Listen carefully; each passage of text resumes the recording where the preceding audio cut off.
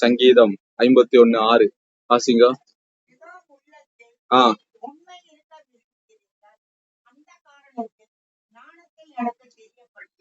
ஆமா, இந்த வசனத்தை தாவீது என்ன சொல்றாருன்னா, ஆண்டோடைய விருப்பத்தை நம்ம மத்தியில சொல்றாரு. ஆண்டுடைய விருப்பம் என்பது என்னன்னா, உண்மை ஆண்டவர் விரும்புறார். எதை விரும்புறாரு? உண்மை. சொல்லுங்க, எதை விரும்புறார் ஆண்டவர்? உண்மை. இந்த சங்கீதம் 51 மனம் திரும்புதலின் சங்கீதம். அப்போ தாவீது தேவனுக்கு இருதயத்துக்கு ஏற்றவர் என்று சாட்சி பெற்ற தாவீது ஒரு வழியாய் தன்னுடைய வாழ்க்கையில இடறி போகும் பொழுது ஆண்டுடைய மனதில் ஆண்டுடைய பாதத்துல உட்கார்ந்து மனம் திரும்புதல் இந்த சங்கீதம் எழுதும்போது ஆண்டவர் என்னத்தை எதிர்பார்க்கிறார் என்று அவர் சொல்ற வாக்கு என்னன்னா, மனதுல உண்மையை எதிர்பார்க்கிறார். என்னத்தை எதிர்பார்க்கிறாரு? உண்மை.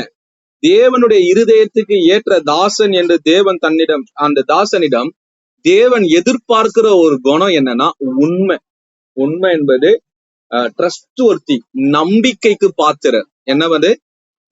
நம்பகத்தன்மை உள்ளவர், நம்பிக்கைக்கு பாத்திரர். தேவன் விரும்புகிற ஒரு குணம் என்னன்னா நம்பகத்தன்மை. தேவன் தம்முடையவர்களிடம் எதிர்பார்க்கும் பண்பு என்ன தெரியுமா? உண்மை. ஆண்டவர் அநேக குணம் உள்ளவர்களா வேதத்துல வெளிப்படுத்துகிறாங்க. ஆண்டவர் நிறைய குணம் உள்ளவர். ஆண்டவர் நிறைய குணம் உள்ளவர். ஆண்டவர் அன்புள்ளவர் சொல்றோம், இரக்கம் உள்ளவர் சொல்றோம், பரிசுத்தம் உள்ளவர் சொல்றோம். அவர் அவர் எல்லாவற்றிலும் சத்தியத்தை கடைபிடிக்கிற என்று நிறைய வேத வசனம், நிறைய வார்த்தைகள் அவர் சொல்லுது. ஆனா ஆண்டவர் தம்மை வெளிப்படுத்தும் போது ஜனங்கள், இஸ்ரவேல் ஜனங்கள்லாம் அவர் என்னத்தை பார்க்கறாங்க? அவர் உண்மை உள்ளவர் என்று பார்க்கிறாங்க. என்னது? உண்மை உள்ளவர். நீங்க வாசிச்சீங்கன்னா உபாகமம் 7ஆம் அதிகாரம் 9ஆம் வசனம், 1 கொரிந்தியர் 1ஆம் அதிகாரம் 9ஆம் வசனம், 1 கொரிந்தியர் 10ஆம் அதிகாரம் 13ஆம் வசனம் சொல்லுது, தேவன் உண்மை உள்ளவர். ஆண்டவர் சொல்றாரு, என்னவா இருக்கிறார்? அவரு உண்மை உள்ளவரா இருக்கிறார். தேவன் எப்படியாப்பட்டவர்? உண்மை உள்ளவர். அவரிடம் பொய் இல்ல, அவரிடம் வேற்றுமையின் நிழல் இல்ல, அவர்கிட்ட எந்த விதமான நம்பிக்கைக்கு விரோதமான காரியம் ஒன்றும் இல்ல. தேவன் உண்மை உள்ளவர் என்று வசனம் சொல்றது. அப்ப தேவன் உண்மை உள்ளவரா இருக்கிறார். அப்ப தேவன் நம்மிடம் எதிர்பார்க்கிற ஒரு குணம், ஆண்டவர் நிறைய குணங்களை நம்முடைய வாழ்க்கையில எதிர்பார்த்தாலும் ஆண்டவர் நம்மள பர்டிகுலரா எந்த ஒரு குணத்தை எதிர்பார்க்கிறார்னா உண்மை. என்னத? உள்ளத்துல உண்மையை தேவன் தேவன் உண்மை உள்ள மனிதர்களை தமக்காக தெரிந்து கொள்ளுகிறார். அவருடைய கண்கள் பூமி எங்கும் சுற்றி திரிகுது. அவர் பூமி எங்கும் உலாவி கொண்டிருக்கிறார். ஒவ்வொரு மனிதனை குறித்ததான ஸ்டேட்மெண்ட், அவன் வாழ்க்கையின் ரிப்போர்ட், அவன் கிறிஸ்தவனா இருக்கட்டும், கிறிஸ்தவன் அல்லாதவனா இருக்கட்டும், மனிதனாய் பூமிக்கு வந்தாலே அவனுடைய எல்லா செய்கையும் பரலோகத்துல கணக்கெடுக்கப்படுது. அவனுடைய எல்லா காரியங்களையும் பரலோகத்துல வரவு செலவு மாதிரி, நம்ம காரியங்களை செலவு பண்ற காசு காரியங்கள் பார்த்து பரலோகத்துல எல்லா திட்டங்களையும் தேவன் கணக்கெடுக்கிறார். பேச்சை கணக்கெடுக்கிறாரு, யோசனையை கணக்கெடுக்கிறாரு, செயல்களை கணக்கெடுக்கிறாரு. நம்முடைய எல்லா காரியமும் பரலோகத்துல கணக்கெடுக்கப்படுது. எல்லாரும் மனிதனையும் இருதயத்தை ஆராய்ந்து தேவன் எதை கண்டுபிடிக்கிறார்னா உண்மை உள்ளவர்களை தேவன் தமக்காக தெரிந்து கொள்ளுகிறார். இன்னைக்கு தேவன் தெரிந்து கொள்ள, அழகுள்ளவர்களை தேவன் தெரிந்து கொள்ளல, அறிவுள்ளவர்களை தேவன் தெரிந்து கொள்ளல, சாமர்த்தியவாதிகளை தேவன் தெரிந்து கொள்ளல, உலகத்துல மிகவும் படித்தவர்களை தேவன் தெரிந்து கொள்ளல, உலகத்துல மிகவும் செல்வாக்கு மிக்கவர்களை தேவன் தெரிந்து கொள்ளல, உலகத்துல ராஜாக்களும் படை வலிமை மிக்கவர்களையும் தேவன் தெரிந்து கொள்ளல. தேவன் யாரை தெரிந்து கொள்கிறார்னா உண்மை உள்ளவர்களை தெரிந்து கொண்டு, அந்த உண்மை உள்ளவர்கள் தேவன் எல்லா காரியத்தையும் தரார். தேவன் தெரிந்து கொள்ளுகிற காரியம் உண்மை. ஒரு மனிதனை உண்மை உள்ளவராய் தேவன் கண்டுபிடிச்சிட்டாலே அவனை தேவன் தனக்காக பிரிச்செடுத்துருவார். ஆமே. உண்மை உள்ள குணத்தை தான் மனிதர்கள் வாழ்வில் நாம தான் உண்டாக்க வேண்டும். தேவன் இந்த குணத்தை கொடுக்க மாட்டார்.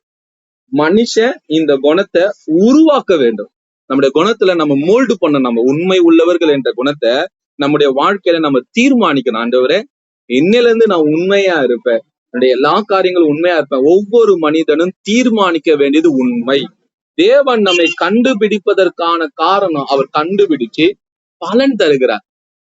என்ன பண்றாரு? உண்மை ரொம்ப முக்கியம் இல்ல.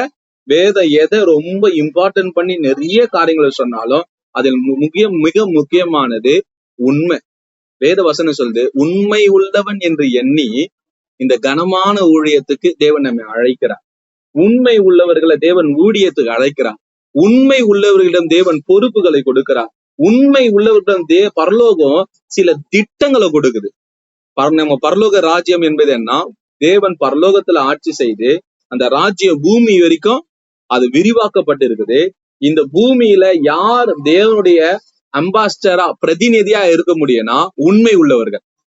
மற்றவர்களை தேவன் பிரதிநிதியா வைக்க மாட்டாரு.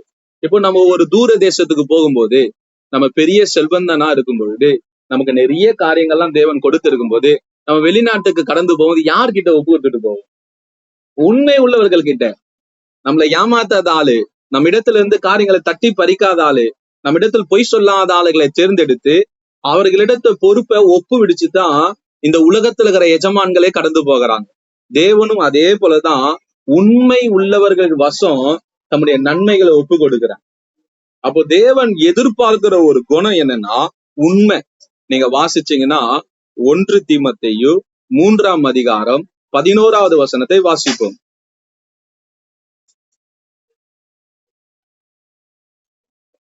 1 தீமோத்தேயு 3ஆம் அதிகாரம் 11வது வசனம் எடுத்து வாசிங்க. பைபிள பாரு.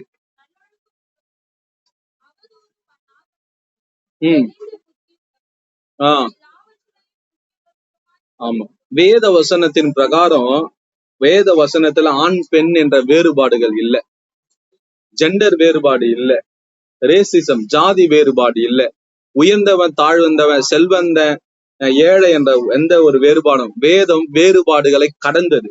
அந்த இவங்க என்ன சொல்றாங்கன்னா, ஸ்திரீயானவள் எல்லாவற்றிலும் உண்மைனா வெறும் பெண்களுக்கு மாத்திரம் இல்ல, ஆண்களுக்கும் உண்டு. எல்லா ஆணும் பெண்ணும் இரு தரப்பினரும் உண்மை உள்ளவர்களா இருக்க வேண்டும். எதுல? எல்லாவற்றிலும். எதுல இருக்குது? ஒரு சில காரியங்களை உண்மையா இருக்கணுமா? எல்லாவற்றினா எல்லாவற்றிலும் தான். அப்ப நம்ம உண்மை உள்ளவர்களா எல்லாவற்றிலும் இருக்க வேண்டும் என்று தேவன் விரும்புகிறார். வேதத்துல சில காரியங்களை வேத வசனத்தின் அடிப்படையில பார்க்கும்போது தேவன் எதுல உண்மைகளை எதிர்பார்க்கிறார்? எல்லாவற்றிலும் உண்மையை எதிர்பார்க்கிறார். அதுல சில காரியங்களை நம்ம எடுத்து பேசும் பொழுது, முதலாவது தேவன் வார்த்தையில உண்மையை எதிர்பார்க்கிறார். நம்ம சொல்ற வார்த்தையில உண்மையா இருக்கணும். நம்ம ஆண்டவருக்கு சொன்ன வார்த்தையில உண்மையா இருக்கணும். நம்ம மனுஷனிடத்தில் சொன்ன வார்த்தைகளை உண்மையா இருக்கணும். நம்ம ஆண்டவரிடத்தில் வாக்குறுதி கொடுத்தாலும் சரி, நம்ம மனிதர்களிடத்தில் வாக்குறுதியா கொடுத்தாலும் சரி, கொடுத்த வாக்குறுதியில உண்மை உள்ளவர்களா இருக்கணும். ஆமே. தேவன் வார்த்தையை கவனமா இருக்கிறார். அதனாலதான் வசனம் சொல்லுது, மனிதன் பேசும் ஒவ்வொரு வார்த்தைக்கும் அவ வீணான வார்த்தை பேசுனா கூட அதுல தேவன் கணக்கு வச்சிருக்கிறார்.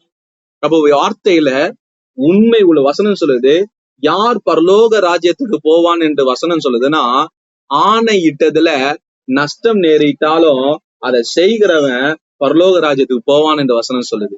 அப்போ சொன்ன வாக்க காப்பாத்துறதா இருக்கணும். அது ஆண்டவர் கொடுத்த வாக்குறுதியா இருந்தாலும் மனிதர்கள் கொடுத்த வாக்குறுதியா இருந்தாலும் வாக்கு தத்தத்துல உண்மையா இருக்கணும். அதனாலதான் கிறிஸ்தவ திருமணம் என்பது சடங்குகளின் அடிப்படையில இல்லவே இருக்காது. அது எதின் அடிப்படையில இருக்குன்னா வாக்குறுதியின் அடிப்படையில இருக்கலாம். நன்மையானாலும் தீமையானாலும் உயர்வானாலும் தாழ்வானாலும் சுகமானாலும் துக்கமானாலும் வாழ்விலோ தாழ்விலோ இப்படி எல்லாவற்றையும் சொல்லி மரணம் நம்மை பிரிக்கும் வரை நம்ம கணவன் மனைவியாய் வாழ்வோம் என்று வேத வசனத்தின் அடிப்படையில பரிசுத்தவான்கள் மத்தியில ஆவியானவருக்கு மத்தி துணையோடு வாக்குறுதியில தான் திருமணமே நடக்குது. இங்க தாலி கட்டுவதும் வேதம் மாற்றிக்கொள்வதும் ரிங்கு மாற்றிக்கொள்வதும் இது முதன்மைப்படுத்துவது அல்ல. வாக்குறுதியை தான் வேதம் முதன்மைப்படுத்துது. திருமணம் என்பது வாக்குறுதியின் அடிப்படையில இருக்குது. அப்போ ஆண்டவர் நம்ம ஆண்டவர் உருவாக்கப்பட்ட திருமணத்துல இருந்து ஆண்டவர் நம்ம கையளிக்கிற ஒவ்வொரு காரியத்திலையும் உண்மையை எதிர்பார்க்கிறேன். அப்ப நாக்குல என்ன இருக்கணும்? உண்மை இருக்கணும். ஆமா, உள்ளதான் வசனம் சொல்லுது, உள்ளதை உள்ளதென்றும் இல்லாததை இல்லாதென்று சொல்லுத அதுக்கு மிஞ்சியது பாவமா இருக்குது. அப்ப தேவன் எதுல உண்மையை எதிர்பார்க்கிறார்னா வார்த்தையில உண்மையை எதிர்பார்க்கிறார். ரெண்டாவது தேவன் எதுல உண்மையை எதிர்பார்க்கிறாருன்னா செவி கொடித்தல் கீழ்ப்படிதல்ல உண்மையை எதிர்பார்க்கிறார். வேதத்துல ஒரு வசனம் சொல்லுது, ஒரு தகப்பனுக்கு 2 குமாரர்கள் இருக்கிறாங்க. அப்போ ஒருவன் இடத்தில் சொல்றாரு, நீ வயலுக்கு போன்னு சொல்லும் போது அவன் மூத்தவன் என்ன சொல்லுவானா, போக மாட்டேன்னு சொல்லிட்டு போயிட்டு கொஞ்ச நேரம் மனஸ்தாபப்பட்டு திரும்பவும் வயலுக்கு போவான். இளையவன் என்ன பண்ணுவான்னா செய்யறன்னு தலையாட்டிட்டு செய்யாம போயிடுவான். அப்ப ஆண்டவர் சொல்ல, இதுல எவன் நல்லவன், எவன் உத்தமன், எவன் வசனத்துக்கு கீழ்ப்படுறான்னா வசனத்தின் அவங்க அப்பாவுடைய வார்த்தைக்கு கீழ்ப்படிஞ்சிருந்தான். இனி கிறிஸ்தவம் எப்பதான் நோக்கி ஓடினு இருக்கு தெரியுமா? நான் வசனத்தை கேட்கும் போதும் வசனத்தை படிக்கும் போதும் உற்சாகத்தினால நான் செய்யறேன்னு சொல்றோம். ஆனா காலம் தாழ்த்தி நம்ம போகும்போது நாம் செய்வதை மறந்துடுறோம். ஆமே. நீங்க உபாகமம் 28ஆம் அதிகாரம் 1வது வசனத்தை வாசிப்போம். 28:1. உபாகமம் 28:1.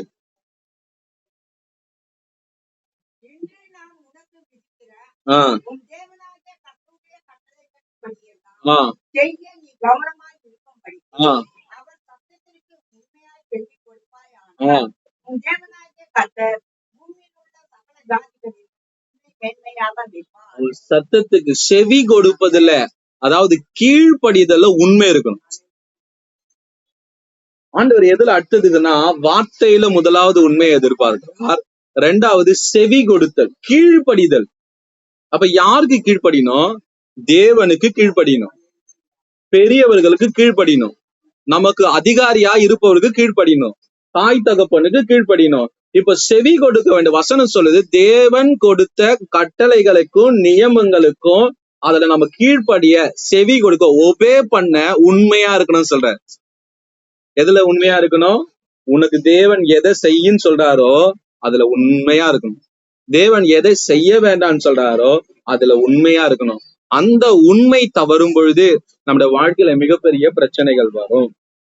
அடுத்தது 3வது, தேவன் எதுல உண்மை எதிர்பார்க்கறதுன்னா சேவிப்பதில உண்மை எதிர்பார்க்கிறார். யோசுவா 24:14 வசனம் வாசிப்புனா சேவிப்பதில் உண்மை, ஆண்டவரை வணங்குவதில், தொழுது கொள்வதில், ஆண்டவருக்கு பணிவிடை செய்து. வாசிப்போம், வாசி, நல்லா வாசி. 24:14 யோசுவா. ஆகையால் கர்த்தருக்கு பயந்து அவரை உத்தமமும் உண்மையா சேவிக்கணும். சேவிப்பதுன்னா அவரை தொழுது கொள்வது, அவருக்கு பணிவிடை செய்வது, அவரை ஆராதிப்பது, அவருக்கு பலியை செலுத்துவது. இதுல எப்படி இருக்கணும்னா உண்மையா இருக்கணும். அப்ப இந்த காலத்துல நம்ம சபைக்கு வருவதனாலும் சரி, வீட்டுல இருந்து ஜெபம் பண்ணுவதாலும் சரி, வீட்டுல இருந்து ஆராதிப்பதா இருந்தாலும் சரி, இல்ல குழுக்களாய் கூடி தேவனை தேடுகிற விஷயத்துல உண்மையா இருக்கணும். ஆண்டவர் சொல்றாரு, தேவனாகிய கர்த்தரை பரிசுத்த அலங்காரத்துடனே தொழுது கொள்ளு. உன் தேவனாகிய கர்த்தருடைய ஆலயத்துக்கு வரும்பொழுது பயபக்தியோடு இரு. உன் தேவனாகிய கர்த்தரை நீ தொழுது கொள்ள வரும்போது உன் நடத்தையை காத்துக்கொள். நடக்கனா உன்னுடைய ஆக்டிவிட்டிஸ. அப்ப இதெல்லாம் சேவிப்பதுல வரும். அப்ப தேவனை ஏனோ தானன்னு சேவிக்க முடியாது, தேவனை பொழுதுபோக்குக்கு சேவிக்க முடியாது, தேவனை கடமைக்கும் சேவிக்க முடியாது, ஏதோ இந்த டைம்ல வந்துட்டோம் இங்க உட்காரணும்னு இருக்க முடியாது. தேவனை சேவிக்கிற காரியத்துல உண்மை இருக்கணும். அப்ப உண்மையாய் நாம் தேவனை தொழுது கொள்ளவில்லை என்றா தேவன் அதை கணக்கு கேட்பார். தேவன் நீங்க இந்த இடத்துல வந்துட்டீங்கன்னா, இந்த 4 ஆண்டவர் எங்கே 2 பேர் என் நாமத்துல கூடுறாங்களோ அங்க நான் வரேன்.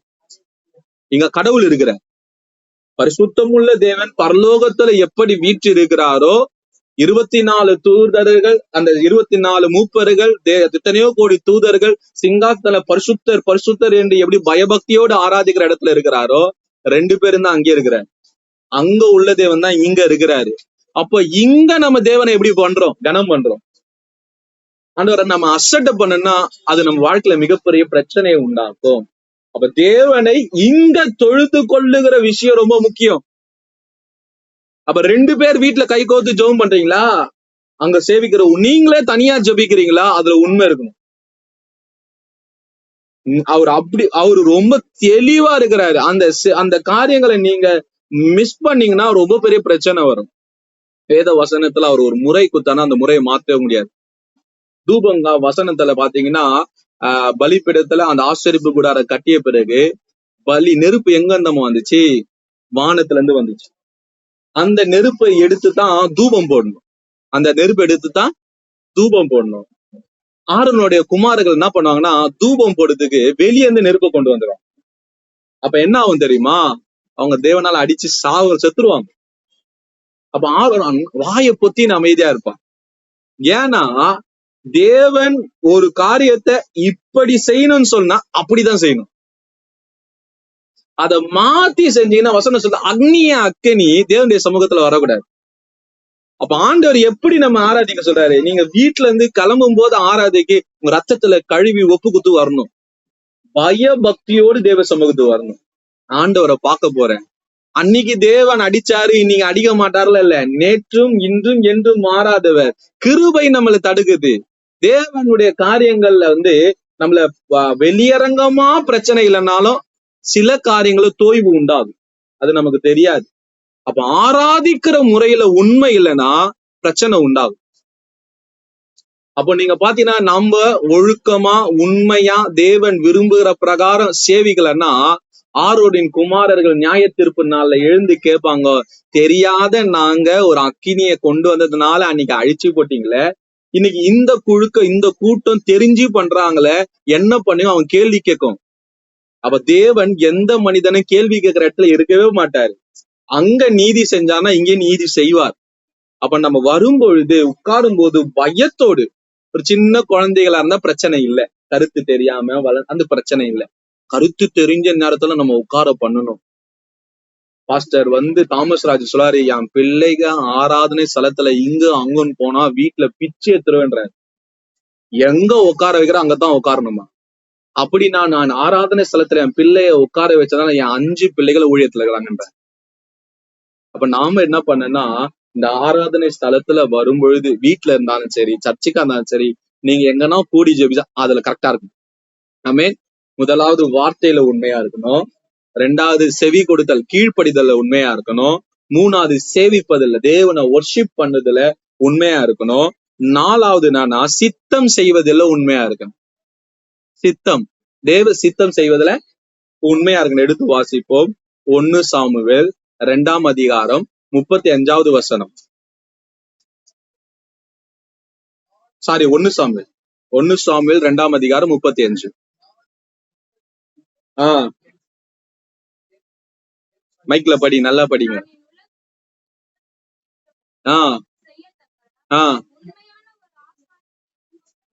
உண்மையான ஆசாரியனை எழும்ப பண்ணுவார். ஆசாரியன் என்பது என்னன்னா அவருடைய ஒரு ஆசாரிய ஊழியம், ஒரு வேலை. அப்போ உங்க வாழ்க்கையில தேவ சித்தம் செய்ய நீங்க உண்மையா இருக்கணும். அப்போ ஒவ்வொரு வாழ்க்கையில தேவ சித்தம் இருக்குது. இப்ப என் வாழ்க்கையில தேவ சித்தம் இருக்குது. இங்க இருக்கிற ஒவ்வொரு தனி மனிதன் வாழ்க்கையில தேவ சித்தம் இருக்குது. தேவன் இந்த முழு சபையும் சேர்ந்து உண்மையா இருந்தீங்களா கேட்பாருன்றா அது ரொம்ப அரிது. நான் எப்படி தேவனுக்கு உண்மையா இருக்கிறேன், நீங்க எப்படி தனியா தேவனுக்கு உண்மையா இருக்க தேவன் பாப்பார். எனக்கு வேற தேவ சித்தம், உங்களுக்கு வேற தேவ சித்தம். அப்போ உங்க வாழ்க்கையில தேவ சித்தத்துக்கு நீங்க உண்மையா இருக்கிறீங்களா? தேவ சித்தம் என்பது உங்க வாழ்க்கை குறித்ததான தேவனுடைய விருப்பம். பொதுவான விருப்பம் இருக்குது, தனிப்பட்ட விருப்பம் இருக்குது. பொதுவான விருப்பம்னா வேதம் சில காரியங்களை மனுஷனுக்கு பொதுவா வச்சிருக்கும். அந்த பொதுவான தேவ சித்தமும் தனிப்படையான தேவ சித்தத்திலும் உண்மையா இருக்கணும். உங்கள் குறித்து தேவனுடைய விருப்பம், யாரை குறிச்சு? உங்களை குறிச்சு தேவனை ஒரு விருப்பம் வச்சுக்கிறார்ல, அந்த விருப்பத்துக்கு விரோதமாய் செய்யும் போது உண்மையை இழக்கிறோம். நீங்க வாசிச்சுன்னா அது உங்களை குறித்து தேவ விருப்பத்துக்கு உண்மை உள்ளவர்களா இருங்க. அடுத்தது 5வது என்னன்னா மனதில் உண்மை உள்ளவர்களா இருக்கணும். உங்க மனசு உண்மை உள்ளதா இருக்கணும். உங்க மனசாட்சி இருக்குதுல்ல, அது கடவுளுக்கு முன்பாக உண்மையா இருக்கணும். நம்ம எத்தனையோ பொய் சாட்சியை காசு கொடுத்து மாத்த முடியும். சில மனிதர்கள் எழுப்பி கோர்ட்டுல கூட பொய் சாட்சியை சொல்ல வைக்க முடியும். சில பேர் பயத்தினால பொய் சாட்சி சொல்லலாம். ஆனா அந்த விதத்துல யாருக்கும் அஞ்சாத ஒண்ணு இருக்குமானா அது நம்ம மனசாட்சி. அது யாருக்கும் பயப்படாது, எந்த விதத்துல வளைஞ்சு கொடுக்காது, எந்த விதத்துல அது விட்டு கொடுக்காது. அது தேவன் முன்பாக போய் நிற்கும் போது அது உள்ளது என்று சொல்லும். அப்ப நம்ம மனசாட்சி உண்மையா இருக்கணும். நம்ம மனசாட்சிக்கு விரோதமா சில காரியங்களை செய்ய முடியாது இல்ல. நம்ம வேலை செஞ்சாலும், நம்ம குடும்பத்துல இருந்தாலும், நம்ம ஸ்கூலுக்கு போனாலும், நம்ம காலேஜ் போனாலும், நம்ம வீட்டுல இருந்தாலும் நமக்கு ஒரு மனசாட்சி இருக்குது. அந்த மனசாட்சி நம்ம குறிச்சு கேள்வி கேட்கும். நம்ம ரட்சிக்கப்பட்ட நாளில நம்ம மனசாட்சி உயிர்ப்பிக்கப்பட்டது. அது தேவனுக்கு விரோதமாய் செய்யும் போது அதை அலர்ட் பண்ணும், செய்யாதுன்னு சொல்லி தடுக்கும். அதை நம்மளை ஸ்டாப் பண்ண பெரும்பாலும் முயற்சி செய்யும்.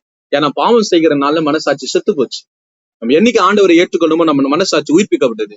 இந்த மனசாட்சி உண்மை உள்ளதா இருக்குது. அப்ப நம்ம மனசாட்சிய உண்மையை கெடுத்துட்டு நம்ம ஒரு தீமையை செய்ய முடியாது. அதை செஞ்சா தேவன் விரும்ப மாட்டார். சிக்னல் நம்ம மனசாட்சிக்கு இருக்குது. சிறியவர்களானாலும் பெரியவர்களான தேவனுடைய பிள்ளைகளுக்கு மனசாட்சி ஷார்ப்பாயிடுச்சு. இப்ப மனசாட்சியை கெடுக்கிற காரியங்களை நம்ம ஈடுபட முடியாது. மனசாட்சியில உண்மை உள்ளவர்களா இருக்கணும். அடுத்தது என்னன்னா, நடக்கையில உண்மை உள்ளவர்களா இருக்கணும்.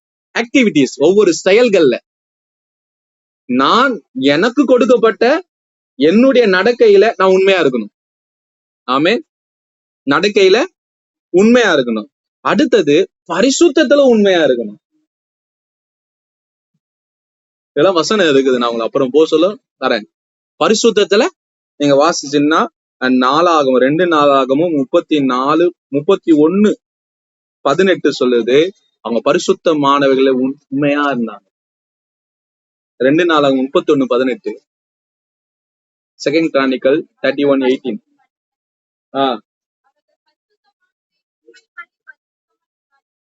அவர்கள் பரிசுத்தமானதை உண்மையின்படி பரிசுத்தமாய் நடந்தார். என்னது? பரிசுத்தமானத உண்மையா இருந்தாங்க. எதுல உண்மையா இருந்தாங்க? எதுல உண்மையா இருந்தாங்க? பரிசுத்தமானதுல, பரிசுத்த காரியங்கள்ல உண்மையா இருந்தாங்க. ஆமே. அடுத்தது வசனம் சொல்லுது, உங்க வேலையில உண்மையா இருக்கணும். எதுல வேலை இருக்கணும்?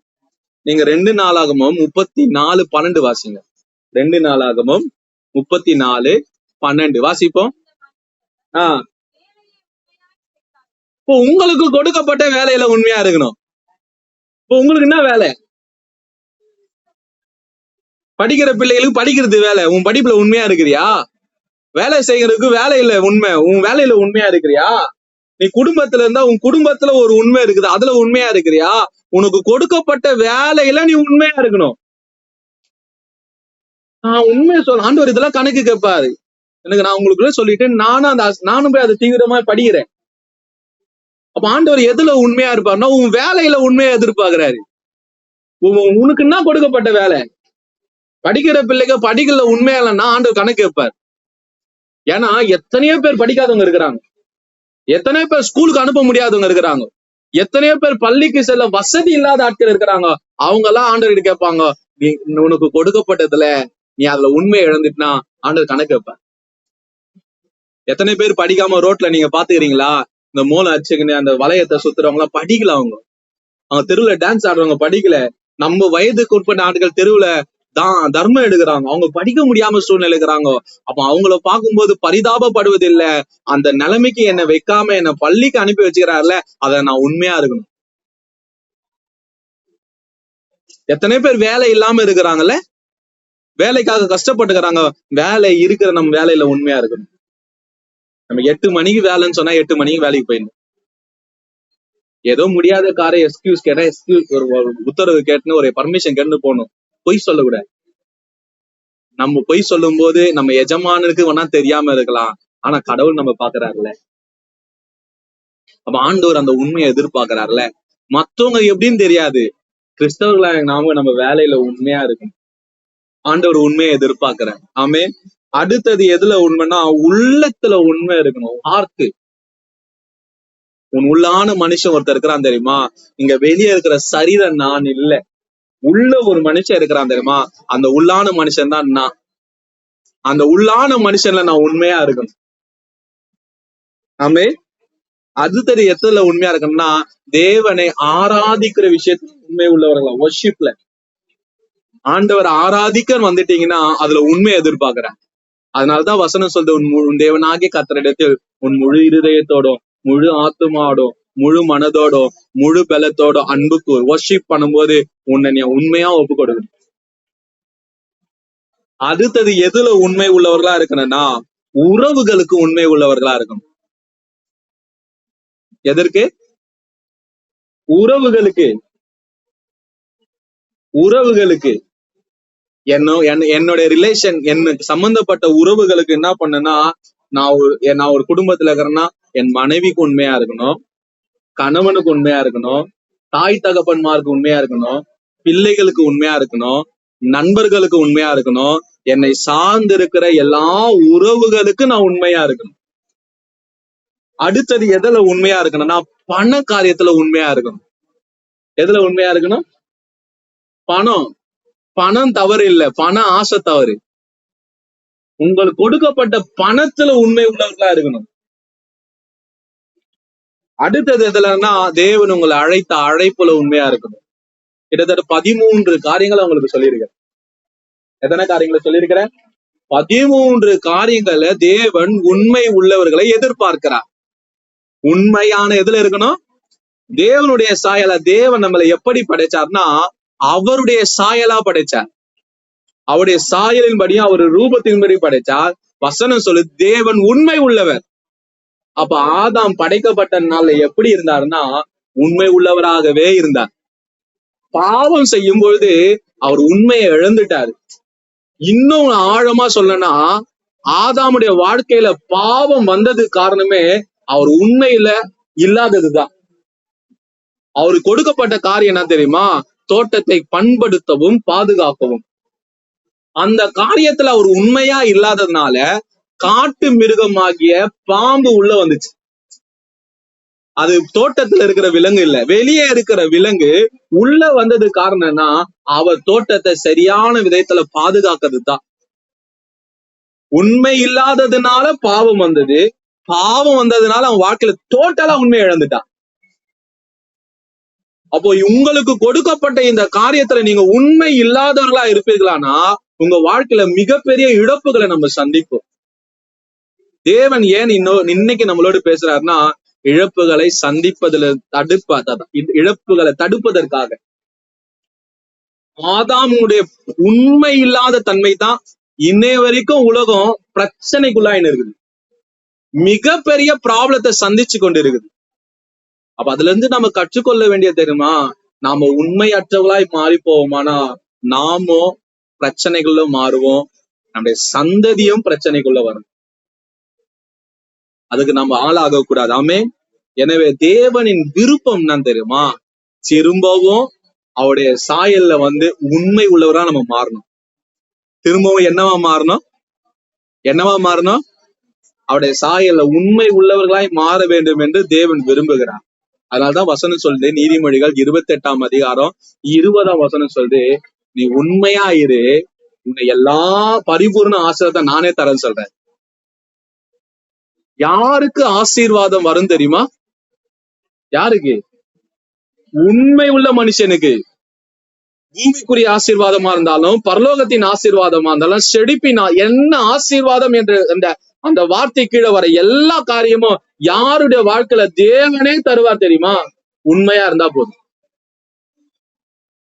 நாம உண்மையா மாறிட்டோம்னா ஆசீர்வாதம் நம்ம வீடு தேடி வரும். எனக்கு தெரிஞ்சு நான் சொல்லியிருக்கிற ஒரு தொழிலதிபர் இருக்கிறார். அவரு தன்னுடைய பிசினஸ்ல உண்மையா இருந்தார். அவர் ஸ்பைசஸ் பிசினஸ் பண்ணுவாரு. இந்த மிளகு, சீரகம், அந்த மாதிரி காரியம்லாம். நீங்க மிளகுல எல்லாம் என்ன கலப்படம் பண்ணுவாங்கன்னா பப்பாளி விதைய கலப்பாங்க. என்ன பண்ணுவாங்க? பப்பாளி விதைய கலப்பாங்க. இது வரைக்கும் கலப்படம் வந்துச்சுன்னா அந்த லோடே திருப்பிட்டு வராது. இன்னைய வரைக்கும் கலப்படத்துக்கு காம்ப்ரமைஸ் பண்ணவே இல்லை. பாதாம் எல்லாம் பாப்பாரு, முந்திரி எல்லாம் பாப்பாரு, அந்த குவாலிட்டி இல்லைன்னா ரிட்டர்ன் தான். இன்னைக்கு பாத்தீங்கன்னா அவ்வளவு பெரிய தொழில் செய்யறாரு. அவர் என்னதமா பண்றாரு? என் தொழில்ல நான் உண்மையா இருக்கேன், என் வேலையில நான் உண்மையா இருக்கிறேன், என் கிட்ட வேலை செய்யறவங்க கிட்ட நான் உண்மையா இருக்கிறேன். ஆமென். அப்ப அந்த மனுஷன் பிளஸ்ஸிங் மேல பிளஸ்ஸிங், நான் நினைக்கிறேன் கண்காண பிளஸ்ஸிங்கா இருக்கிறார். அல்லேலூயா. அவர் குடும்பம் ஆசீர்வதிக்கப்பட்டா இருக்குது. மனுஷன் உண்மை. இப்ப நாம எப்படி உள்ளவர்களா இருக்கிறோம்? உண்மை உள்ள மனுஷனை தேவன் நம்ம மனம் திரும்பி நம்ம எதற்கு வரணும்னு எதிர்பார்க்கறோம்னா உண்மை உள்ளவர்களா மாற வேண்டிய விரும்புறேன். ரிப்பன்டன்ஸ் எதுக்குள்ள வரணும்னா உண்மைக்குள்ள வரணும். நம்ம உண்மை இல்லாத தன்மை தான் பாவத்தின் வேறு நிறைய காரியங்களுக்கு சுயநலம் எல்லாமே அதுல அடிப்படையாகுது. அப்ப மனம் திரும்பின கிறிஸ்தவன் முதல் குணாதிசயம் உண்மை உள்ளவர்கள். அப்ப நம்ம எப்படி உண்மை உள்ளவர்களா இருக்கணும்னா, நாம் தனி மனிதன் நாங்கள நினைச்சுக்கிறேன். தனி மனிதனேன்னா எனக்குரிய காரியங்களை நான் உண்மையா இருக்கணும். என் ஆவி, என் ஆத்துமா, என் சரீரத்துக்கு நான் உண்மை உள்ளவர்களா இருக்கணும். நான் எனக்கு உண்மையா இருக்கணும். ரெண்டாவது, நான் என் தேவனுக்கு உண்மை உள்ளவரா இருக்கணும். மூன்றாவது என்னன்னா, நான் என் உறவுகளுக்கு உண்மையா இருக்கணும். முதல் நான் எனக்கு உண்மை உள்ளவனா இருக்கணும். நான் என் தேவனுக்கு உண்மையா இருக்கணும். நான் என் உறவுக்கு உண்மையா இருக்கணும். என் நட்புக்கு உண்மையா இருக்கணும். என் கடமைகளுக்கும் பொறுப்புகளுக்கும் உண்மையா இருக்கணும். என் வேலைகளுக்கு உண்மையா இருக்கணும். இந்த உண்மைய என் முடிவு பரியந்த உண்மையா இருக்கணும். அப்ப நீங்க வச்சுக்கோங்க, உங்களை கணக்கு வச்சுக்கன்னா, நான் யாருக்கு உண்மையா இருக்கணும், நீங்க உங்களுக்கு உண்மையா இருக்கணும். நீங்க யாருக்கு உண்மையா இருக்கணும், நீங்க உங்க தெய்வத்துக்கு உண்மையா இருக்கணும். நீங்க யாரு இருக்கணும்னா உங்க உறவுகளுக்கு, தகப்பன், தாய், கணவன், மனைவி, இந்த உறவுகளுக்கு உண்மையா இருக்கணும். அடுத்தது யாருன்னா நம்மளோட நட்பு வட்டாரத்துல உண்மையா இருக்கணும். அடுத்தது எங்க உண்மையா இருக்கணும், நம்மளுடைய வேலையில உண்மையா இருக்கணும். அடுத்துன்னா நம்ம கை கெடுக்கிற பொறுப்புகள், கடமைகளுக்கு உண்மையா இருக்கணும். அடுத்தது இதை எப்படின்னா மரண பரியந்தம் நம்ம உண்மையா இருக்கணும். உண்மைய பாதியில விட்டுறக்கூடாது. இப்போ உண்மை என்பது வேத வசனத்தின் பிரகாரம் ரொம்ப முக்கியமான காரியம். அப்ப உண்மை இல்லாத மனிதனை தேவன் ஆசீர்வதிக்க மாட்டாரு. உண்மை இல்லாத மனிதனின் இருக்கிற நன்மையை இழந்து போயிடுவான். உண்மை இல்லாத மனிதனிடத்தில் இருக்கிறதையும் இழந்து போவதுக்கு மிகப்பெரிய வாய்ப்பு உண்டு. தேவனுடைய கண்கள் பூமி எங்கும் சுற்றி திரிந்து உண்மை உள்ளவர்களை தேவன் தமக்காக கண்டுபிடிக்கிறார். உண்மையான வசனம் அப்படிதான் சொல்ல, நீங்க வாசிச்சீங்கன்னா நெகமியா 9ஆம் அதிகாரம் 7வது வசனம் 8வது வசனம் வாசிப்போம்.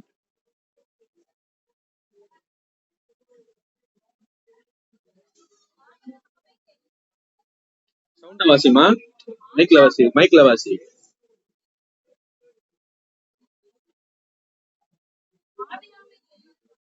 கர்த்தர் ஆபிரகாமை தெரிந்து கொண்டு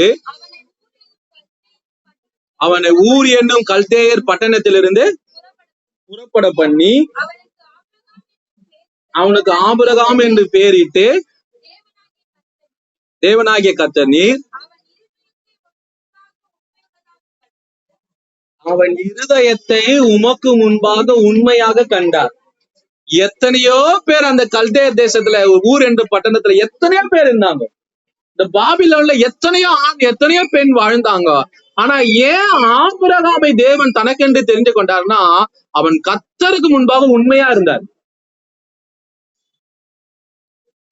அவர் உண்மை உள்ள மனிதராக, அவருக்கு குழந்தை இல்ல, அவரிடத்துல சில குணாதிசயங்கள் இல்ல, அவரிடத்துல சில காரியங்கள் தேவன் விரும்பாத இருந்தது. ஆனா அவரிடத்தில் தேவன் எதிர்பார்த்த ஒரு காரியம் உண்மை உள்ளது. உண்மைன்னு ஒண்ணு நமக்குள்ள கண்டுபிடிச்சிட்டாருன்னா அந்த உண்மையை பேஸ் பண்ணி எல்லாத்தையும் தேவன் கொடுத்தாரு. ஆபிரகாமுக்கு செல்வ சீமானா மாத்தினாரு, வாக்கு தத்தங்களை கொடுத்தாரு, தேசத்தை கொடுத்தாரு, எல்லா விதத்துல நன்மையை கொடுத்தாரு. தேவன் சகல வாசிச்சீங்கன்னா அவனுடைய வேலைக்காரன் சொல்வாரு, என் எஜமானனை தன் தேவன் எல்லா விதத்திலும் ஆசீர்வதிச்சு வச்சுக்கிறாரு. தேவன் எல்லாவற்றையும் கொடுக்க முடியும். ஆனா உண்மையான குணத்தை நாம தான் ஆண்டவரத்துல காட்டணும். என்ன காட்டணும்? உங்க உண்மையை ஆண்டவர் பார்க்கணும், என் உண்மையை ஆண்டவர் பார்க்கணும். ஆபிரகாமின் உண்மையை தேவன் பார்த்து இப்படி ஆசீர்வதிப்பாரானா, அதத்தான் வசனம் சொல்றது, நீதிமொழிகள், உண்மை உள்ள மனுஷனை தேவன் பரிபூர்ணமா ஆசீர்வதிப்பார். ஆபிரகாமுக்கு எது குறை? ஒரு குறைவே இல்லாம தேவன் ஆசீர்வதித்ததுக்கு காரணம் என்ன தெரியுமா? அவர் உண்மை உள்ளவர். அப்ப நாம உண்மை உள்ளவர்களாய் மாறினா தேவன் சகல விதத்திலும் நம்மை ஆசீர்வதிப்பார். ஆமே. அப்ப தேவன் உண்மையை கண்ணோக்கி பாக்குறான். சில காரியங்கள் எல்லாம் உங்களுக்கு சொல்றேன், நீங்க புரிஞ்சு கொள்ளுங்க. வேதத்துல 2 பிள்ளைகள் இருந்தாங்க. ஒரு தகப்பனுக்கு 12 பிள்ளைகள்ல 2 பிள்ளைய குறிச்சு சொல்ற. ஒருத்தன் பேரு ரூபன், ஒருத்தன் பேரு யோசேப்பு. ஒருத்தர் பேர் என்னது? ரூபன், இன்னொருத்தர் பேர் என்னது? யோசேப்பு. நீங்க ஒரு வசனம் வாசிங்க, 1 நாளாகமம் 5ஆம் அதிகாரம் 1வது வசனம்.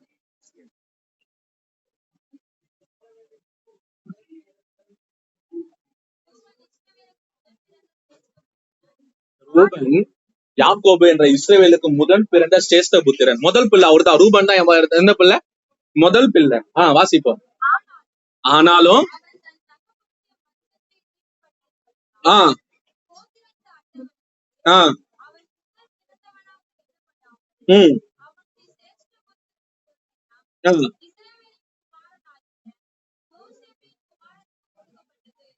காரியங்கள் உங்களுக்கு சொல்றேன். யாக்கோபுக்கு 12 பிள்ளைங்க. யாக்கோபுக்கு எத்தனை பிள்ளைங்க? யாக்கோபுக்கு எத்தனை பிள்ளைங்க? 12 பிள்ளைங்க. 12 பிள்ளைகளை ரூபன் ஒருத்தர் இருந்தாரு, யோசேப்புன்னு ஒருத்தர். ரூபன் என்ன பண்ணாரு தெரியுமா? தன்னுடைய தகப்பனுடைய மனைவியிடத்தை தவறு செஞ்சுட்டான்.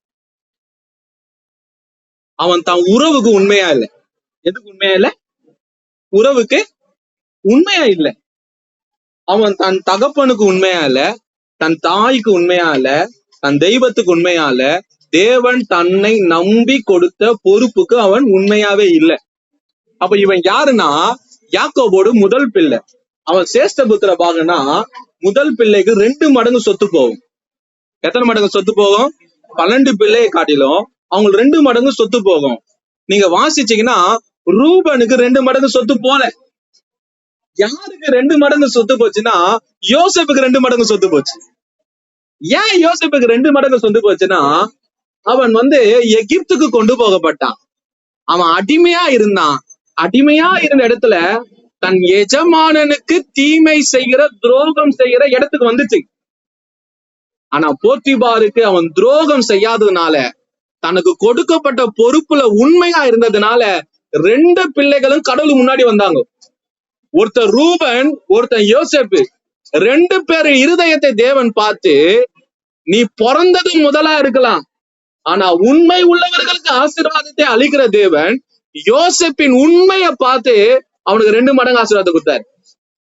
யோசேப்பு தேவனாலும் ஆசீர்வதிக்கப்பட்டான். யோசேப்பு எகிப்திலையும் பெரியவனானான். ஆனா ரூபன் அப்படி இல்ல. தன் தகப்பனாலேயே ஒரு மோசமான நிலைக்கு தள்ளப்பட்டான். அவன் சேவகம் செய்கிற ஒரு வாளா இருந்தான். நம்ம ஒரு தாய்க்கு பிறந்தவர்களா இருக்கலாம், ஒரு இடத்துல இருக்கிறவர்களா இருக்கலாம், ஒரு சபையில இருக்கிறவர்களா இருக்கலாம், ஒரு வேலை ஸ்தலத்துல இருக்கிறவர்களா இருக்கலாம், ஒரு பள்ளிக்கூடத்துல இருக்கிறவர்களா இருக்கலாம், ஒரு காலேஜ்ல இருக்கிறவங்களா, நாம இருக்கிற இடத்துல உண்மையா இருக்கிற மாதிரி தேவன் பார்ப்பேன். ஒரு அப்பாக்கு 2 பிள்ளை தான். நியாயமாய் கிடைக்க வேண்டிய ஆசீர்வாதம் அவனை விட்டு போனதுக்கு காரணம் அவனுக்கு உண்மை இல்லாத தன்மை. ஒருத்தனுக்கு ஆசீர்வாதம் 2 மடங்கு அவன் பற்றி கொண்டதுக்கு காரணம் யோசேப்போட உண்மை. வேத வசனம் ஏன் இதை எழுதி வச்சுக்குதுன்னா, உண்மையா இருக்கும்போது தேவன் ஆசீர்வாதத்தை கட்டளையிடுவார். உண்மையை இழக்கும் போது அந்த தேவன் கொடுக்கிற ஆசீர்வாதத்தை அந்த தேவனே தட்டி விடுவார். அப்ப நான் எனக்கு எந்த விதத்துல உண்மையா இருக்கிறேன்? நான் என் தேவனுக்கு எந்த விதத்துல உண்மையா இருக்கிறேன்? நான் என் உறவுக்கு எந்த விதத்துல உண்மையா இருக்கிறேன்? நான் என் கையில் கொடுக்கப்பட்ட பொறுப்புகள் எந்த உண்மையா இருக்கிறேன்? இந்த உண்மைய யோசேப்பு முடிவு பரியந்த நிலை நிறுத்தினால அவன் கனித்தரும் செடி, திராட்சை செடின்னு அவங்க ஆசீர்வாதத்தை பெற்றுக்கொண்டான். 2 மடங்கு பிளஸிங். அப்ப தேவன் உண்மைய ரொம்ப கூர்ந்து கவனிப்பார். எந்த மனிதனும் சர்டிபிகேட் பண்ண தேவையில்லை. நான் உங்களுக்கு சொல்றேன், நம்ம யாரு நம்மளை கவனிச்சு சர்டிபிகேட் கொடுப்பானா தேவன் ஒருவரே. வசனம் சொல்லுது, அவர் கொடுக்கிற சாட்சி மெய்யான சாட்சி. நீங்க என்னுடைய மறைவை பார்க்க முடியாது, நான் உங்களுடைய மறைவை பார்க்க முடியாது. நம்முடைய எல்லாருடைய மறைவையும் பார்க்கிற தேவன் ஒருவர் இருக்கிறார். ஆமே. யோசேப்பு, அன்னைக்கு யோசேப்பு எல்லாரும் என்ன சொன்னாங்கன்னா, அவன் தவறானவன் பட்டம் சாட்டான். எந்த சாட்சியும் இல்லை, ஆனா தேவன் அவனுக்கு சாட்சியா இருந்தார். ரூபன் தவறு செய்யும் போது அங்க எந்த சாட்சியும் இல்லை, அங்க தேவனே சாட்சியா இருந்தார். நம்ம நினைக்கிறது இல்ல, நம்மளை கூர்ந்து கவனிக்கிற தகப்பன் ஒருவர் உண்டு. ஆமே. அவர் உண்மையை பார்க்கிறவர், அவர் உண்மையின்படி ஆசீர்வாதத்தை கொடுக்கிறவர். அல்லேலூயா. நீங்க வாசிச்சீங்கன்னா யோசேப்பின் உண்மையை பார்த்து அவன் என்னன்னா, தகப்பனுக்கு உண்மை இல்லாத பிள்ளை. யோசேப்போ அடிமை, எஜமானனுக்கு உண்மையா இருந்த ஒரு அடிமை. ஆக்சுவலா தகப்பனுக்கு உண்மையா இருக்குன்னா அது கடமை. ஒரு எஜமானனுக்கு ஒரு அடிமை அவனை நல்ல விதத்தில் நடத்தி இருப்பானே தெரியல. அவன் களவாய், அவன் ஒரு மோசமான நிலையில சேர்ந்தான். அந்த இடத்துல அவன் மனது சொல்லியிருக்கோம், செய்யக்கூடாதான் சொல்லியிருக்கோம். ஆனா வசனம் சொல்றது, கர்த்தர் என்ன பார்த்துனுக்கிறார், எல்லா விதத்திலும் உண்மையா இருக்க தேவன் என்னை அழைச்சிருக்கிறார். ஆமேன். நம்ம யோசேப்பு அரியணை போனதும் பாக்குறோம்ல, அவன் அரியணைக்கு அழைத்து சென்றது அவனுடைய உண்மை. அவன் இந்த காரியத்துல உண்மையா இருந்ததுனாலதான் அவனை அரசாங்க பதவியில அவனை அரியணையில வைக்கும்போது அவன் வாழ்நாளெல்லாம் உண்மையா இருந்தான். நீங்க என்னைக்காச்சு யோசேப்ப எகிப்தின் ராஜா கணக்கு கேட்டான்னு பைபிள்ல இருக்குமா? டிரான்ஸ்பரண்ட் லைஃப், வெளியரங்கமான வாழ்க்கை. அவன் முற்றிலும் உண்மை உள்ளவனா இருந்தான். அல்லேலூயா, அல்லேலூயா. அடுத்தது உங்களுக்கு ஒரு காட்டுற, ஏலி, சாமுவேல் 2 பேரும் ஆசாரியர்கள். 2 பேரும் ஆசாரியர்கள். ஏலி சரியான ஆசாரியனா இல்ல, கர்த்தருடைய சமூகத்துல உண்மை உள்ளவனா இல்ல. தேவன் விரும்புகிற ஒரு வாழ்க்கையை ஏலி வாழவே இல்லை. அதனால தேவன் ஒரு வசனம் சொன்னீங்க, வாசிங்களேன். 1 சாமுவேல் 2ஆம் அதிகாரம் 35வது வசனம் வாசிப்போம்.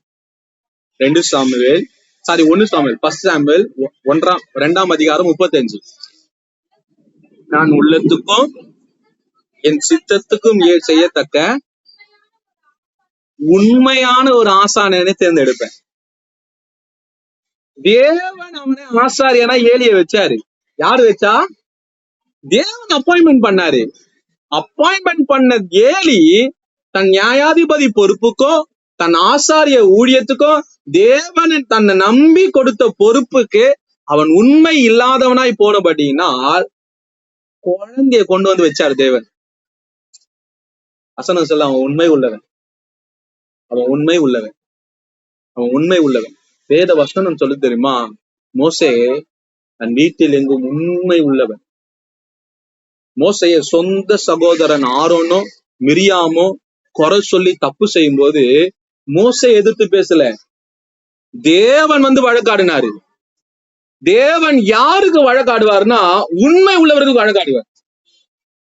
நீங்க ஒன்னும் பேச தேவையில்ல, நீங்க நீதியும் பேச தேவையில்ல, நியாயமும் பேச தேவையில்ல, எதிர்த்தும் பேச தேவையில்ல, சண்டை போடுறதில்ல. உண்மையா மாத்திரம் இருங்க, உங்கள் சார்பில் தேவன் நிற்பார். மோசைக்கு யார் தம்மா வழக்காடுனா?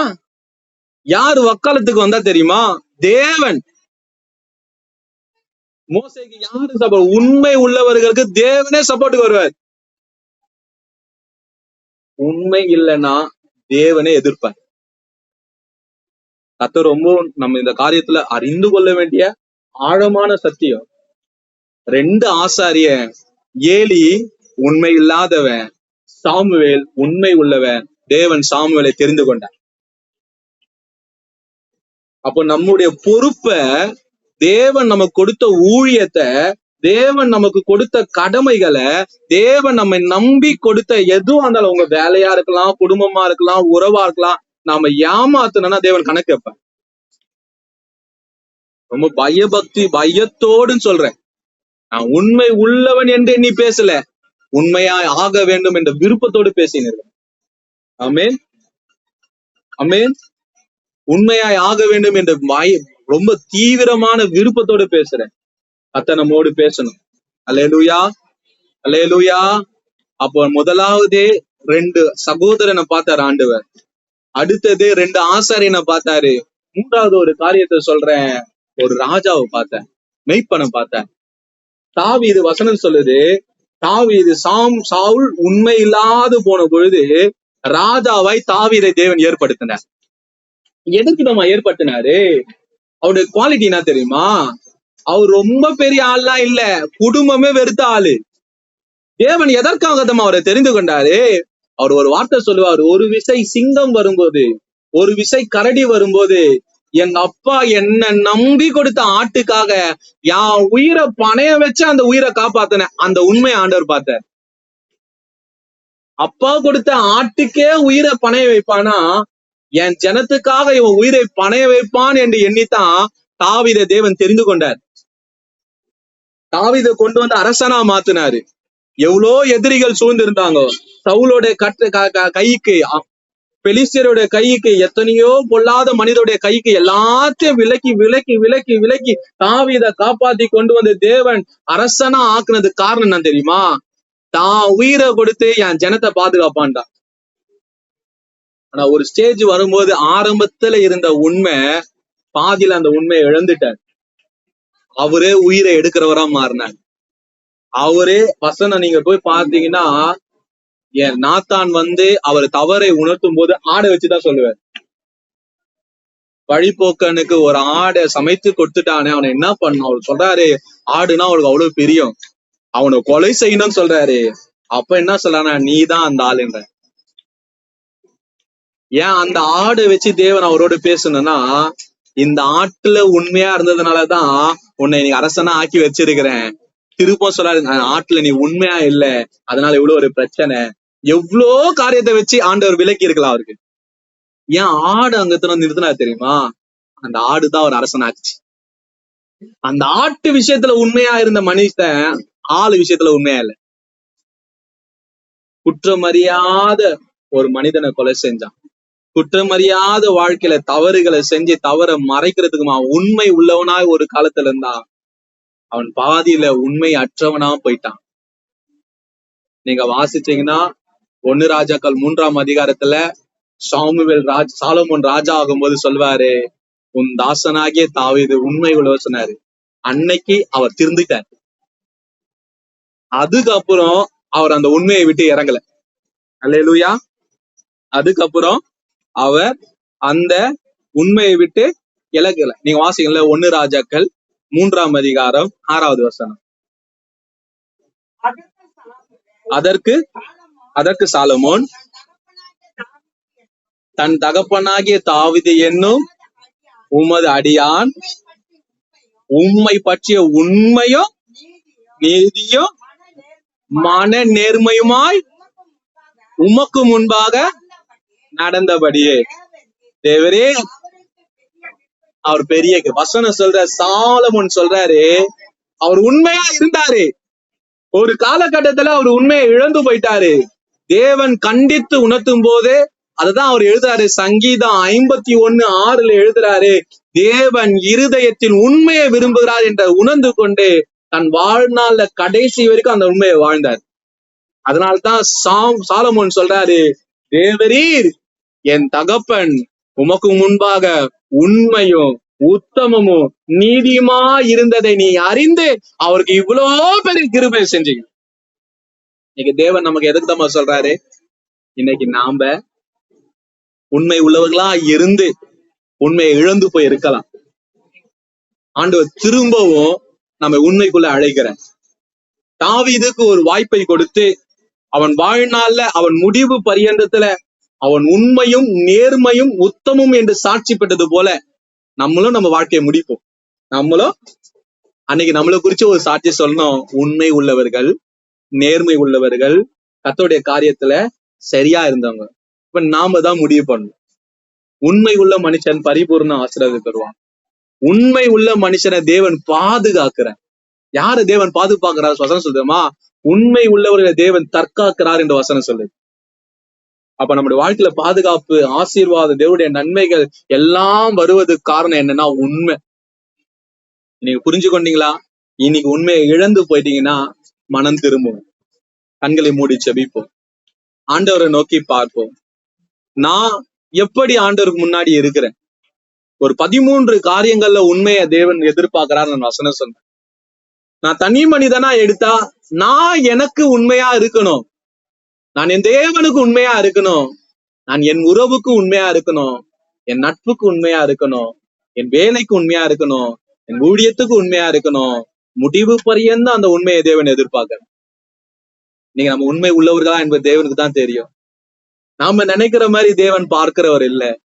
யோசேப்பையும் தேவன் பார்த்தார், ரூபனையும் தேவன் பார்த்தார், ஏலியையும் தேவன் பார்த்தார், சாமுவேலையும் தேவன் பார்த்தார், தாவீதோடைய முந்தின வாழ்க்கையும் பார்த்தார், தாவீது பாதியில வழிமாறி போனதையும் பார்த்தார், தாவீது அப்புறம் மனம் திரும்பி ஒரு பரிபூர்ணமான வாழ்க்கைக்கு வந்ததையும் தேவன் பார்த்து சாட்சி எழுதியிருக்கிறார்.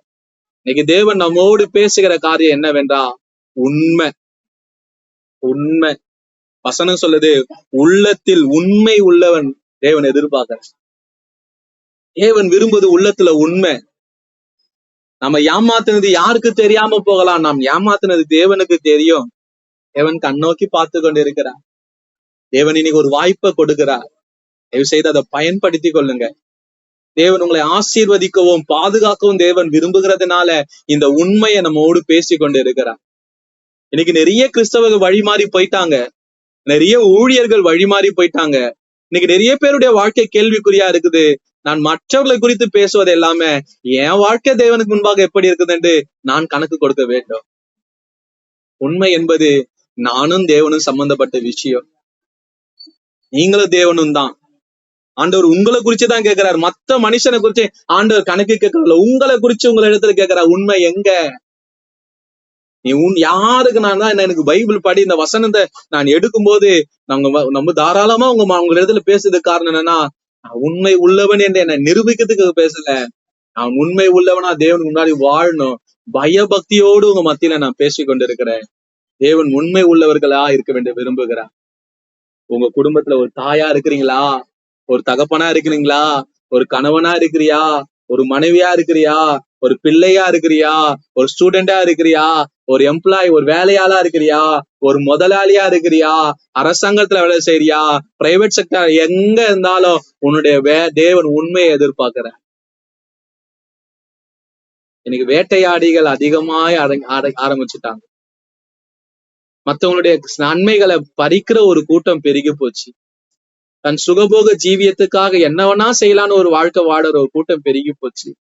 தேவன் கொடுத்த தன்னுடைய பொறுப்புக்கும் கடமைக்கும் உண்மை இல்லாத கூட்டம் பெருகி போன நாரன் கொண்டு வசனம் சொல்லுது. நீங்க பாத்தீங்கன்னா வெளிப்படுத்தல வசனம் சொல்லுது, மரண பரியந்தம் உண்மை உள்ள இருக்கணும். மரணம் நேர்ந்த உண்மையா இருக்கணும். ஒரு வசனம் ஒரு மனிதனை குறிச்சது, சாத்தானின் கூடாரம் இருக்கிற இடத்துல உண்மை உள்ள மனிதனா வாழ்ந்தான் என்ற வசனம் இருக்குது. தீமோத்தேயு குறித்து சொல்றாரு, என்னை போல உண்மை உள்ளவன் தீமோத்தேயு என்று வசனம் சொல்றாரு. தீமோத்தேயு சொல்ற உண்மை உள்ள மனுஷரத்துல உனக்கு கொடுத்ததை நீ ஒப்புவின்னு சொல்றாரு. ஒனசிமோ உண்மை உள்ளவன் என்று பவுல் சொல்றாரு. நம்மை குறித்து நம்முடைய ஊழியர்கள் சாட்சி கொடுக்கணும். நம்மை குறித்து நம்முடைய தேவன் சாட்சி கொடுக்கணும். நம்மை குறித்து நம்ம குடும்பம் சாட்சி கொடுக்கணும். நம்மை குறித்து நம்முடைய உறவுகள் சாட்சி கொடுக்கணும். நம்மை குறித்து நாமே சாட்சி கொடுக்கணும். கர்த்தர் நம்மை சாட்சி கொடுக்கிற உண்மையை தேவன் எதிர்பார்க்கிறார். எப்படிப்பட்டவர்களா இருக்கிறோம்? தேவனுக்கு முன்பாக நம்ம எப்படிப்பட்டவர்களாய் நாம இருக்கிறோம்? நீங்க மனம் திரும்புவோம். ஆண்டவரே மனம் திரும்ப எனக்கு உதவி செய்யுங்கன்னு கேளுங்க.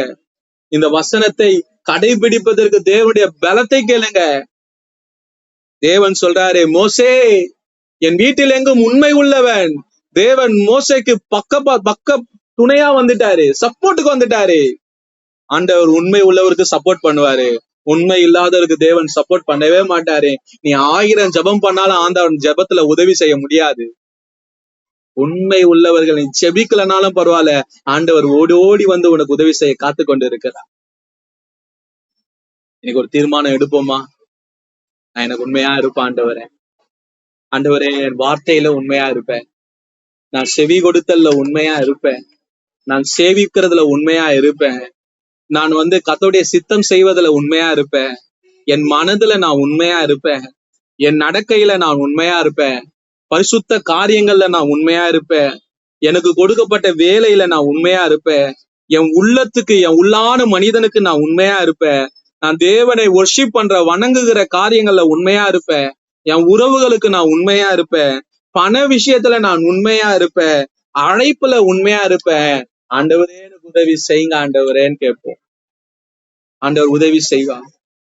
ஆண்டவர் தம்முடைய பலத்தை, ஆவியானவர் தன் அபிஷேகத்தை எதற்கு கொடுத்திருக்கிறார்னா உண்மையாய் வாழ்வதற்காக தான், ஒழுக்கமாய் வாழ்வதற்காகத்தான், நீதியை கடைபிடிப்பதற்காகத்தான். தாவீது உண்மை உள்ளவராய் இருந்தார். பாதியில உண்மையை இழந்து போனார். ஆனா முடிவுல மனம் திரும்பி தேவன் அவருக்கு பொறுப்புகளை கொடுத்த அந்த உண்மை நிலைக்கு திரும்ப வந்துட்டாரு. சாலமோன் 1 ராஜாக்களை எழுதுறாரு, உங்கள் தாசனாகிய தாவீது உண்மையும் மன உத்தமும் நேர்மையாய் உமக்கு முன்பாக நடந்ததை நீர் பார்த்து அவருக்கு கிருபை கொடுத்தீர் என்று வசனம் சொல்லுது. கடைசியா வசனம் சொல்லுது, பெரிய கிருபை யாருக்கு தேவன் தருகிறார்னா உண்மை உள்ளவர்களுக்கு. அன்பின் பிதாவே, உண்மை உள்ளவர்களாய் நாங்கள் மாற, உண்மை உள்ளவர்களாய் எங்கள் வாழ்க்கையை வடிவமைத்துக் கொள்ள கர்த்தர் எங்களுக்கு அனுகிரகம் செய்க. இந்த வசனத்தை வைத்து தினந்தோறும் நாங்க மெடிடேட் பண்ணி கனி உள்ள வாழ்க்கை வாழவும் மனம் திரும்ப உங்களுக்கு உதவி செய்யுங்க. இயேசுவின் நாமத்தில் பிதாவே.